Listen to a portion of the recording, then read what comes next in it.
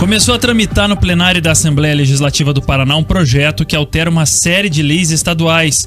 A proposta que está sendo discutida agora traz adequações após as mudanças promovidas pela reforma administrativa enviada pelo governador Ratinho Júnior em dezembro.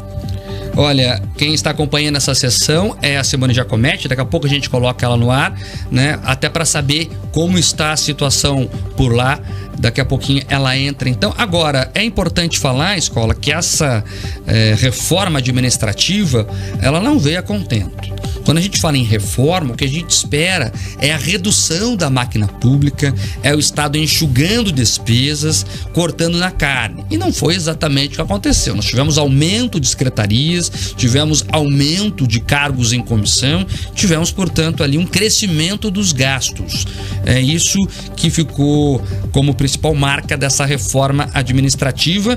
Agora, a Assembleia já aprovou muita coisa, está aprovando só a parte final, digamos assim, dando verniz final, mas ela foi uma reforma que aumentou gastos. Daqui a pouco a Simone Giacometti traz toda essa repercussão lá da Assembleia Legislativa do Paraná. Ela que conversou com alguns deputados, também falou sobre a questão da liberdade de imprensa para a democracia, que vai ser comemorada na primeira semana do mês que vem. Inclusive, me chamou a atenção, quero entender essa história direito, porque foi a deputada Luciana Rafaim, do PT, que colocou essa proposta.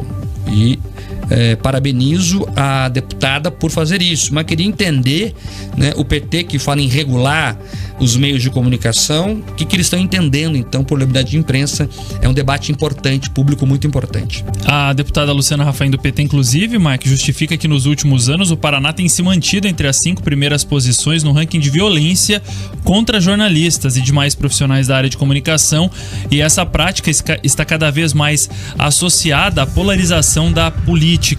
A presidente da Associação Brasileira de Jornalistas Investigativos, a Kátia Brembati, diz que é preciso que a sociedade entenda melhor o que é a liberdade de imprensa e que se estimule a ideia de que os jornalistas não são inimigos a serem combatidos. Toda e qualquer iniciativa que vise sensibilizar a população sobre a importância da liberdade de imprensa e principalmente sobre essa situação absurda de violência contra jornalistas é muito bem-vinda. Infelizmente, para uma parte da população, jornalistas são vistos como inimigos e nós não somos inimigos. Discordar, por exemplo, de um texto de opinião, discordar de uma situação é saudável, aceitável, principalmente com argumentos, mas atacar os profissionais é inaceitável. E é isso que a gente está vivendo, uma situação de ataque.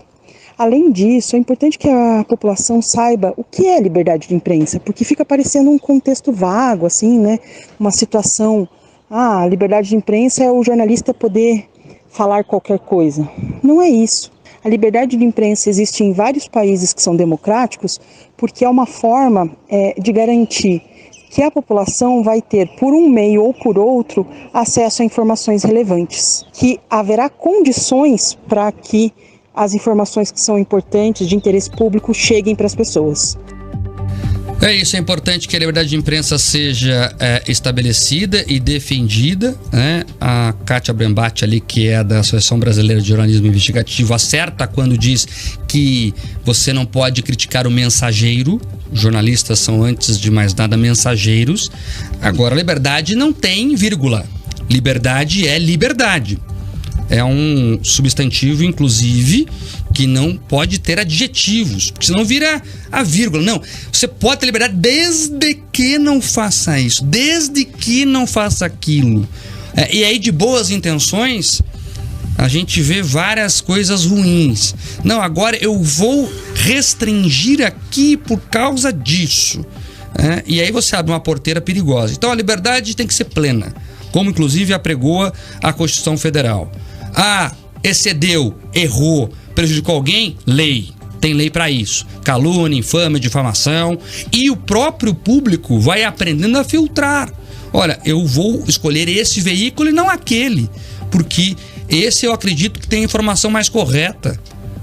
Pô, não é assim que a gente está vendo o público agir no Brasil? Tem gente que só ouve a Jovem Pan porque entende que a Jovem Pan traz uma mensagem melhor apurada. Tem gente que só vê a Rede Globo e os canais da TV Globo por causa disso. Tem gente que vê tudo, que é o ideal, inclusive.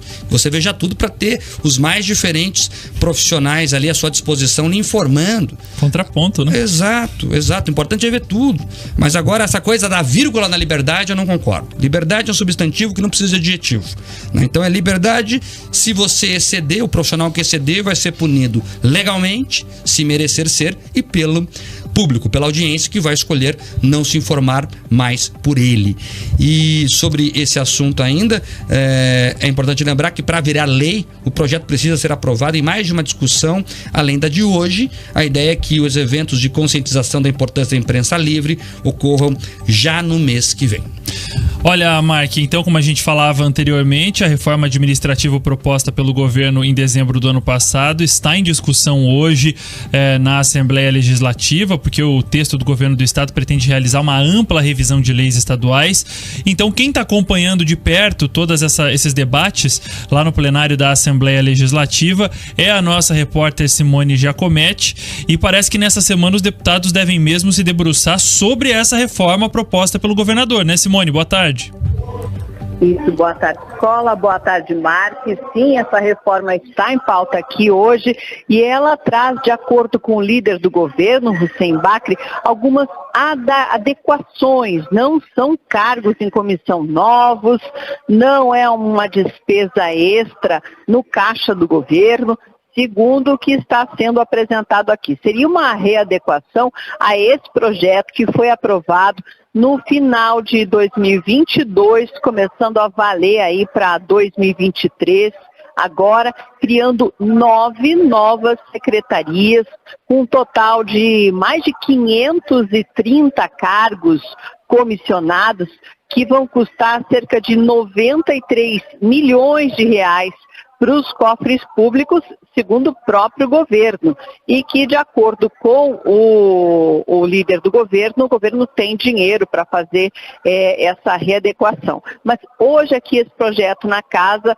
ele vai passar pelo crivo dos deputados em forma de readequação de algumas normas que foram colocadas em prática. E o presidente da casa, o deputado Ademar Traiano, falou sobre isso um pouquinho antes da sessão começar.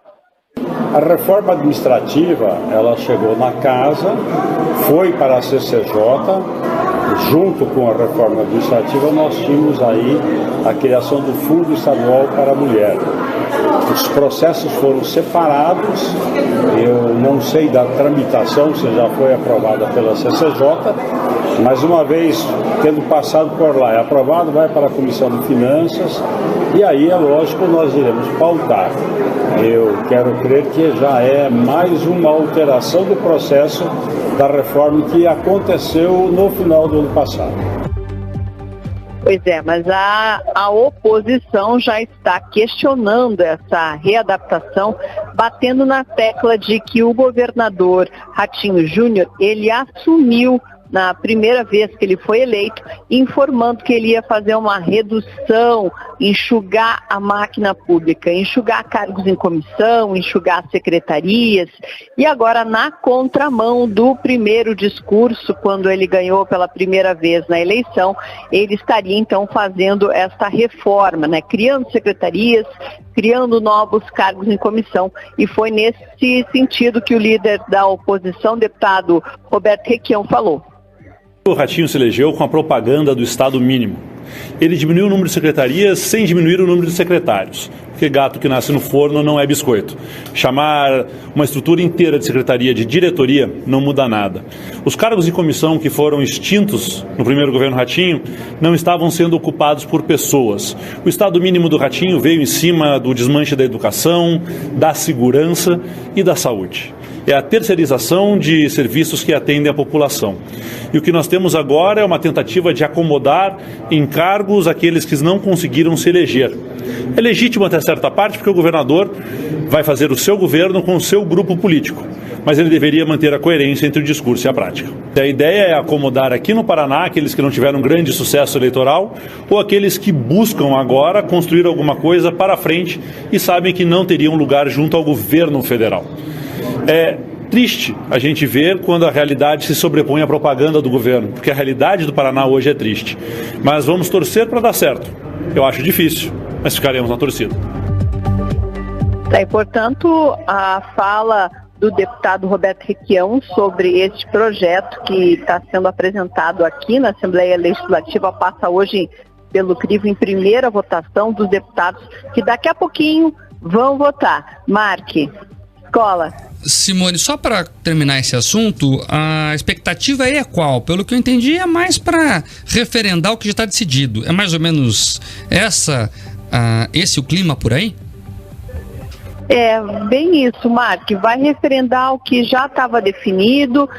A reforma ela já foi votada na maioria, né? A maior parte dela no final do ano passado. Essas adaptações, de acordo com o líder do governo, são para adequar o orçamento, né? De acordo com ele, algumas secretarias, por exemplo, esporte, educação, elas não estão com um orçamento tão adequado. De acordo com a lei determina para que o dinheiro seja direcionado para essas novas secretarias alguns trâmites que, de acordo com ele, é o que vai ser feito aqui agora. Ele negou que haja qualquer criação de novo cargo em comissão, negou que haja também qualquer dinheiro extra destinado para essas 9 novas secretarias e também negou que haja aí a tentativa de uma acomodação política, né?